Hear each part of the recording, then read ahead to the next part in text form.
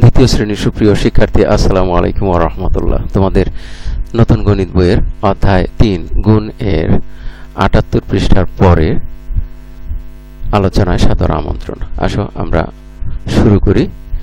৭৮ পৃষ্ঠার পর ৭৯ পৃষ্ঠায় একটি কাজ রয়েছে। নিচের ছবি অনুযায়ী 3টি বা 4টি থালায় কতগুলো টমেটো আছে বের করি। 2টি করে দেওয়া আছে, এখানে 2টি করে দেওয়া আছে, আমরা পরেরটা বের করব। তাহলে দেখো এখানে একটি থালা আছে এবং থালায় আছে 5টি। তাহলে এখানে গাণিতিক বাক্যে দেখানো হয়েছে 5 গুণ 1 সমান 5। এবারে এখানে 2টি থালা আছে, প্রতি থালায় আছে 5টি করে, তাহলে প্রতি থালায় 5টি, মোট থালার সংখ্যা 2। তাহলে 5 গুণ 2 সমান হলো 10, অর্থাৎ 10টি টমেটো আছে। তাহলে তারপরেরটাই লক্ষ্য করো, এখানে টমেটো আছে 5টি করে এবং থালা আছে 3টি করে। তাহলে 5 গুণ 3 সমান কত হয়? আমরা এখানে দেখি 5 আর 2টির মধ্যে হয় 10, 10 আর 11, 12, 13, 14, 15, 15 হয়। তাহলে আমরা এখানে লিখব 15, অর্থাৎ 5 গুণ 3 সমান 15। 5 গুণ 3 সমান 15। এবারে দেখি 5 গুণ 4। তাহলে 5 গুণ 3-এ এই পর্যন্ত 15 ছিল, তারপরে গুণি 16, 17, 18, 19, 20। 5 গুণ 4 সমান হয় হলো 20। আমরা গণনা করে বের করলাম। এবারে আরেকটি কাজ দেখি। উপরের ছবি অনুযায়ী যে কোনো 5টি থালায় কতগুলো টমেটো আছে।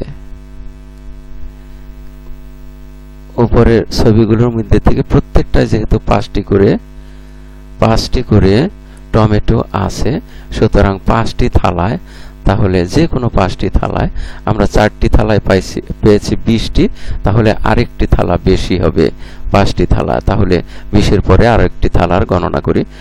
21, 22, 23, 24, 25।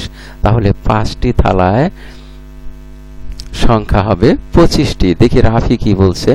রাফি বলছে যখন থালার সংখ্যা বৃদ্ধি পায় তখন টমেটোর সংখ্যা কিভাবে বৃদ্ধি পাবে?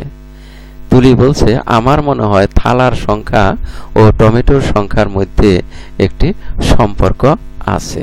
দেখি আমরা কি সেই সম্পর্কের কথা বলা হয়েছে। এখানে দেখো 5 এর গুণের নামতা শিখি। 100 ডটের ছকের সাথে এল আকৃতির কাগজ ব্যবহার করি এবং দেখি কিভাবে গুণে প্রকাশ করা যায়। এখানে দেখো এল ডটের একটি কাগজ ব্যবহার করা হয়েছে এভাবে গণনা করে করে, যে 3টির ক্ষেত্রে আমরা প্রথমে এখানে 3টির ক্ষেত্রে 5টি নিয়েছি। তাহলে মোট কত হয়েছে? 1, 2, 3, 4, 5, 6, 7, 8, 9, 10, 11, 12, 13, 14, 15। তাহলে 5 গুণ 3-এ আমরা পেয়েছি 15। এখন 5 গুণ 4-এ তাহলে আরো 5টি বেশি হবে, তাহলে হবে 20। সেটাই এখানে দেখানো হয়েছে। দেখো 5 এর গুণের নামতা।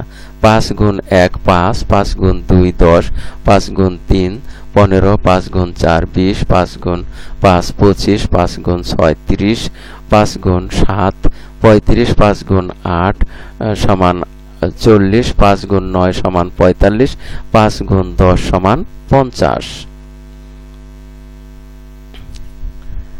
এখানে দেখো 5 গুণ 3 তাহলে 15, আর এখানে 5 গুণ 8 40 সমান হয় 40।